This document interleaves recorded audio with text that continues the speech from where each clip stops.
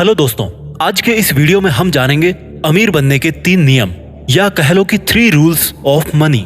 देखिए दोस्तों, पैसा बहुत जरूरी होता है। पैसों के लिए ही आप लोग जॉब तलाशते हो और जॉब के लिए आप लोग 15-15, 20-20 साल तक पढ़ाई करते हो। और दुख की बात तो ये है कि अगर आप कहीं पर नौकरी लग भी जाते हैं तो भी आप ऑलमोस्ट उसी लेवल पे होते हैं या आपकी जो ग्रोथ है वो बहुत स्लो होती है। आज के इस वीडियो में हम यही जानेंगे कि ऐसे कौन से 3 गुरु मंत्र हैं जो आपको एक अमीर इंसान बना सकते हैं। इस वीडियो को आपको ध्यान से सुनना और समझना पड़ेगा। मैं इन तीनों रूल्स को जहां तक पॉसिबल हो पूरी डिटेल्स के साथ में समझाऊंगा। रूल नंबर 1, आपका जितना मंथली खर्चा है आप या तो उससे ज्यादा कमाएं या फिर जितना आप कमा रहे हैं उससे भी कम खर्च करें। दोस्तों, मैंने कई लोगों को देखा है जो पूरे महीने में ठीक ठाक पैसा कमा लेते हैं, लेकिन उनके खर्चे इतने ज्यादा होते हैं, उनके शौक इतने ज्यादा होते हैं कि उनकी वो अच्छी खासी कमाई भी कम पड़ने लगती है। दूसरा एग्जाम्पल लो, बहुत से ऐसे लोग हैं जिनके पास में पैसों की कमी होती है, वो चाह कर भी खर्चा कम नहीं कर सकते और इसके साथ साथ उनके पास फ्री टाइम भी होता है दूसरा काम करके पैसा कमाने का, लेकिन वो लोग जरूरत के बावजूद भी पैसा कमाना नहीं चाहते। सोचते रहते हैं कि मिल जाएगा पैसा, तो पैसा पैसा करते रहेंगे, लेकिन जब पैसा कमाने की बात आएगी ना तब बोलेंगे कि यार क्या होता है पैसों से। भाई बहुत कुछ होता है पैसों से। अभी आप क्यों जाते हो सुबह सुबह काम पे? आप क्यों एक नौकरी के लिए पिछले 15-20 साल से पढ़ रहे हो? देखिए, जो पैसे आप कमा रहे हो ना उसकी इज्जत कीजिए। आपके मेहनत पसीने की कमाई है वो। Never lose your money. मैंने कहीं पे पढ़ा था कि 2 चीज हमेशा याद रखनी चाहिए। पहली, नेवर लूज योर मनी, यानी कि अपना पैसा मत खोइए। और दूसरी बात, इस पहली बात को कभी मत भूलिए। आपने एक एक रुपया अपनी मेहनत करके कमाया है। आपका एक एक रुपया आपकी मेहनत पसीने की वजह से ही आया है। इस 1 रुपये के लिए आपने कई साल मेहनत करी है और यही 1 रुपया जोड़ जोड़ के बहुत सारे रुपए हो जाते हैं। बूंद बूंद से ही सागर बनता है। और इन पैसों को आप किसी बेहतर जगह पे लगा सकते हो, इन्वेस्ट कर सकते हो और किसी काम में लगा सकते हो। एक किताब है रिच डैड पुअर डैड, जिसके राइटर रॉबर्ट कियोसाकी बोलते हैं कि उनका हर एक डॉलर, उनके यहाँ रुपए की जगह डॉलर होता है, तो वो बोलते हैं कि उनका हर एक डॉलर उनके लिए एक कर्मचारी है और वो हर एक डॉलर को एक कर्मचारी होने के नाते काम पे लगा के रखते हैं। और फिर वही डॉलर टाइम बीतने के बाद बहुत सारे डॉलर में बदल जाता है। और आप हर एक रुपये को काम पे कैसे लगाओगे जब आपके पास में पैसा होगा? इन्वेस्ट तो करना चाहते हो लेकिन पैसा ही नहीं है।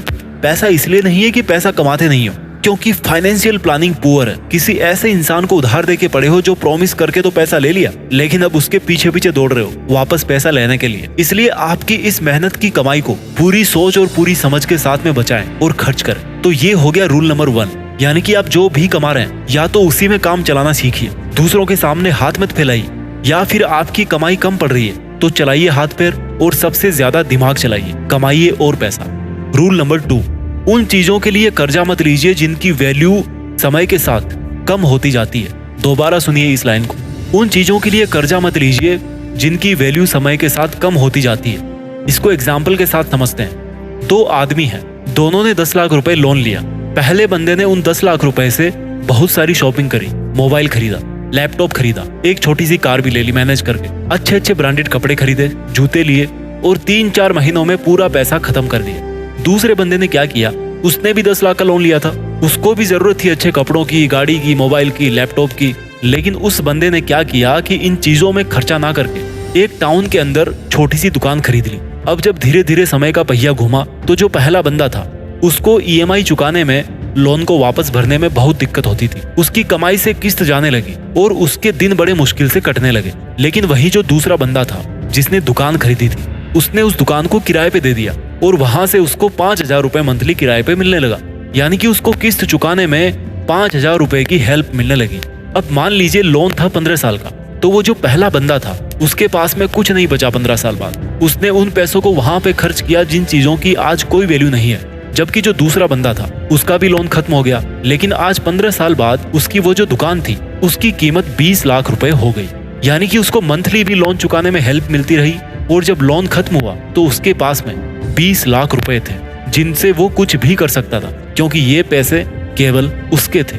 अब देखिए क्या हुआ, पहले बंदे ने उन चीजों पे खर्च करने के लिए लोन लिया जिनकी कीमत समय के साथ कम होती गई, या कह लो कि वो चीजें यूजलेस थी। जबकि दूसरे बंदे ने पैसा वहां खर्च किया जहां पर उनकी वैल्यू हमेशा बढ़ती रही। देखिए, अगर आप कार खरीदोगे तो आपको लगेगा कि आप अमीर बन रहे हो, क्योंकि आपके पास में कार होगी, लोग देखेंगे, लेकिन वो आपका डेप्रिसिएटिंग एसेट है, यानी वो ऐसी चीज है जिसको खरीदते ही आप 10 दिन बाद में बेचोगे तो उसकी कीमत वहीं पे टूट जाएगी। आपने 10 लाख की कार खरीदी और अगर उसको आपने 10 दिन बाद ही बेचना चाहा तो भाई उसके तो 10 लाख रुपए नहीं मिलेंगे, मैं तो 9.5 लाख रुपए दूंगा उसके। तो ऐसे इनकी कीमत कम होती जाती है। तो जब भी आप कहीं से पैसा उधार ले रहे हो तो ये देखिए कि जिस चीज के लिए आप वो पैसा ले रहे हो उसकी कीमत 10 साल बाद में क्या होगी, 5 साल बाद में क्या होगी। अब वहीं अगर किसी ने पुरानी टैक्सी खरीदी होती और उसको किराए पे दिया होता तो उसका डिसीजन सही हो सकता था, क्योंकि वहां से उसको कमाई होती। लोग क्या करेंगे, थोड़े बहुत पैसे जब कमाना शुरू करेंगे तो तुरंत बैंक में जाकर के क्रेडिट कार्ड ले लेंगे। बैंक वाले तो भाई दे ही देंगे उनको, आप जाओगे किसी और काम के लिए और बैंक वाले आपको थमा देंगे क्रेडिट कार्ड, ये बोलकर कि सर ये तो बहुत यूजफुल है, आप जैसे पैसे वाले लोगों के पास में तो होना चाहिए क्रेडिट कार्ड, आपके लिए तो ऑफर है। और फिर क्या होगा, ले खर्चे पे खर्चे, पैसा नहीं अकाउंट में, लेकिन फिर भी भैया शॉपिंग किए जा रहे हो, क्रेडिट कार्ड दे रहा ना उधार,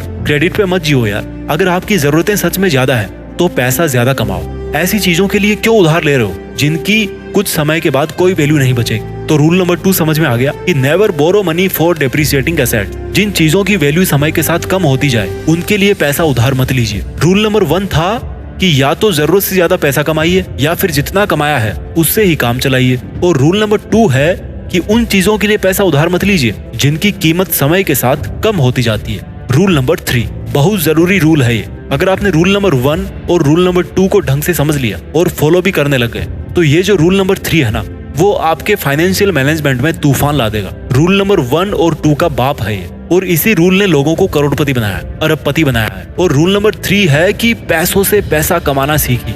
मैंने रूल नंबर 2 में आपको एक बात बताई थी जो रिच डैड पुअर डैड किताब से थी कि उनका हर एक रुपया उनके लिए एक कर्मचारी होता है। इसका दूसरा मतलब ये है कि पैसों से ही पैसा कमाया जाता है। इस रूल को हम यहाँ डिटेल में सीखेंगे। देखिए, पैसा हर कोई कमाता है, पैसा हर कोई बचाता है, लेकिन पैसों से पैसा कमाना हर किसी को नहीं आता। यहीं पर लोग मात खा जाते हैं। और पैसों से पैसा कमाने का सीधा सा मतलब है उस तरह के एसेट्स खरीदिए जिनकी वैल्यू बढ़ती रहे, जहां से आपको रिटर्न्स मिलते रहे। रूल नंबर 2 में मैंने उस दुकान का एग्जांपल दिया था आपको, लेकिन मान लीजिए वो अमाउंट आपके लिए बहुत बड़ा है, तो आपको क्या करना है, इन्वेस्टमेंट्स के और तरीके ढूंढने हैं। और देखिए, इसके तरीके बहुत सारे हैं, आपके लिए कौन सा सूटेबल है ये आपको देखना है। मैं आपको कोई पर्सनल फाइनेंशियल एडवाइस नहीं दे रहा, बट जनरल बातें कर रहा हूँ जिन पर आप खुद अपने हिसाब से सोच विचार करके डिसीजन ले सकते हो। देखिए, पैसों से पैसा कमाने के तरीकों में कुछ फेमस तरीके हैं, mutual funds, SIPs, stock markets, bonds, gold वगैरह। इनके लिए बहुत ज्यादा पैसा नहीं चाहिए। और इन ऑप्शंस के साथ साथ बहुत सारे बैंक्स की ऐसी स्कीम्स है जहां पर आपको कांस्टेंट रिटर्न्स मिलते रहते हैं। अगर आपका किसी भी बैंक में खाता है तो आप उसकी साइट पे चेक कीजिए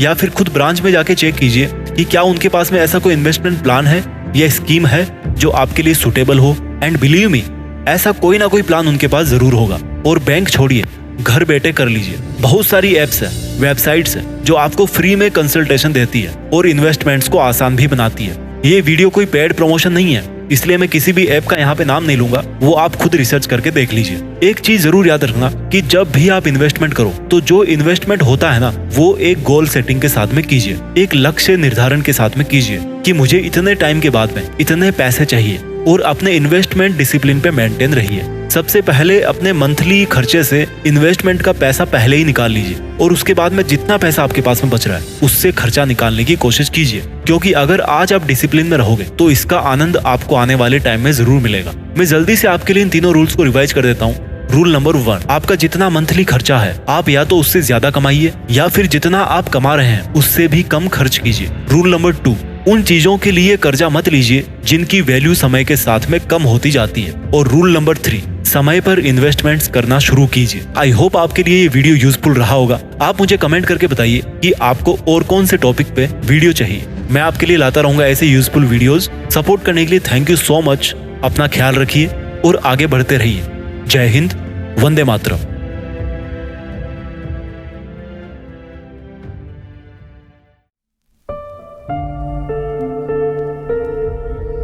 जीत फिक्स।